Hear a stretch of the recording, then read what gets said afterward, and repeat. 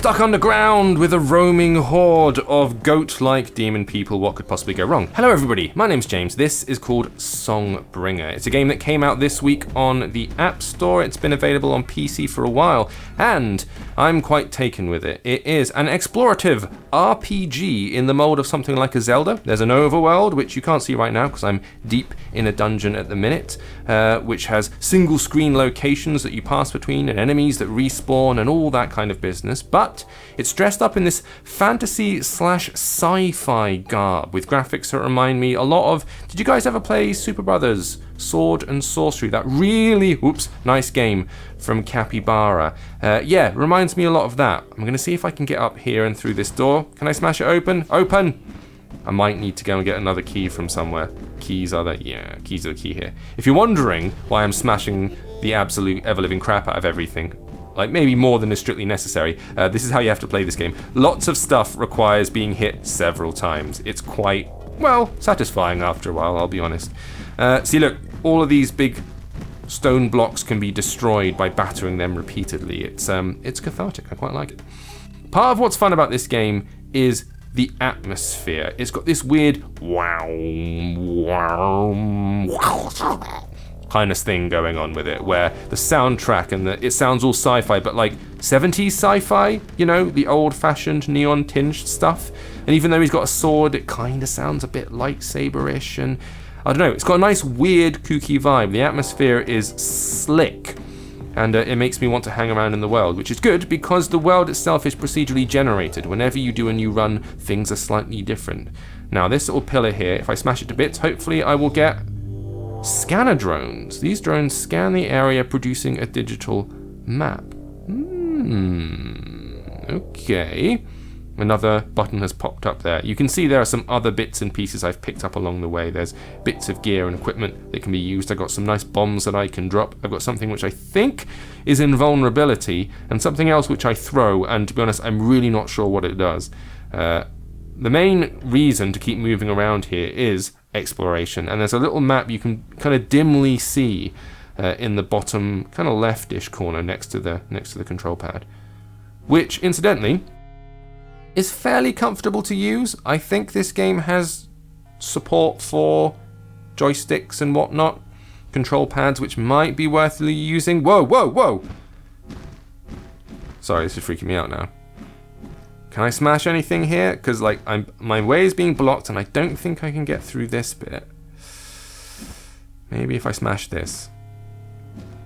It seems like I'm just wildly trying to destroy the environment, which is not what I'm trying to do here.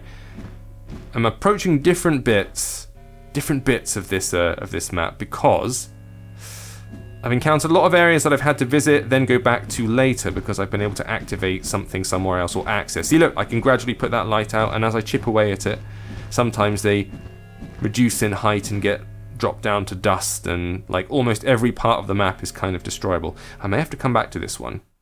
It suggests there's a sub-layer of the dungeon that can be accessed from another angle.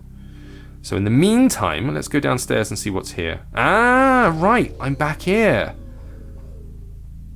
As you can see, I've already kind of uncovered a whole bunch of this map as I've been working my way through it, and it's interesting because it's really making me do that, you know, the Metroid thing where you have to keep like double backing on yourself and checking where you've been. This is where I initially came from. This area here kind of transports me, oh well, there you go, transports me up into the overworld. We might as well have a look while we're here. This, ladies and gentlemen, is the overworld. So I can bimble around the map, and as you can see, the rib cage of long dead and weirdly dormant beasties. Bit of foliage here. This is where you start to feel like, oh, Zelda, eh? I remember Zelda. Zelda was fun, wasn't it? These little creatures, they pop out of nowhere. There's a weird dragon. Dragon in the lake, look. You can see him sticking his little face out. Twisty branches that need to be smashed through.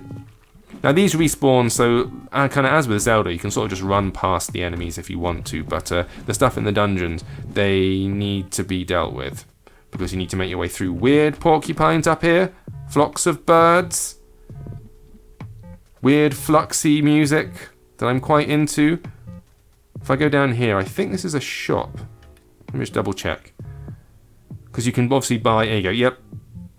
Small Demon's Tooth gives me courage, speed booster, so my friends can move faster, and the scanner drones like the one I discovered in that dungeon. And once again, you can see here how much of the area I have explored versus how much remains uncovered. And it's fun because it's asking you to do that thing which is so entertaining in a lot of games, which is gradually unveil the fog of war, turn a blank spot on a map into something visible, into a tangible thing in your brain. And just the act of that, and all those Castlevania, Metroidvania style games which allow you to do that, and force you to kind of think where you are, double check the map, remember to go, right, if I go up, left, and then go to here, then I can get to this area, and all that business. I enjoy that. It's old fashioned and it's quaint, but at the same time you get a real sense of satisfaction from doing it. Or at least I do, that's how my brain's wired. See, if I double back on myself here, this area, this bit I haven't explored, because I couldn't get access to it from the left-hand side, but now I am at the right. I can take out these weird floating balls, I can avoid the dragon, another one of those dragons, throwing green blobs at me. A flaming thing here, which I can maybe put out. Yes. There's no real satisfaction to be gained from putting out a fire, I'll be honest. And that takes me back to where I was with the shop there. If I move further down here, I want to uncover a new bit of the map and see what I can find up top. I've only died once and gone back on another run, so I've seen things change already. But I should say we're still in that bit which technically you can download for free. We're in that early spot in the game, where you can play through the entire first dungeon, which is where I was in at the minute, before you have to cough up. So even if you sort of half like the look of it and think, oh, maybe there's something here, this is the way to do it. Just give it a download for free and give it a try, because stuff like this, when it's done well, I think manages to do, gives you the nostalgia hit, whilst at the same time introducing something a little bit new to it. If it's just pure nostalgia, then it's, I think, has short-lived lifespan. Whereas something like this, where it's like, yes, it's old, but the vibe is new, the feel is new, the procedural generation aspect is a little bit different. There's a lot of stuff you can do with combining items later on in the game as well, so there's a few more layers to it than you might expect. Let's go up here. Ooh. And I just like being here. It's got one of those worlds, one of them atmospheres that I dig.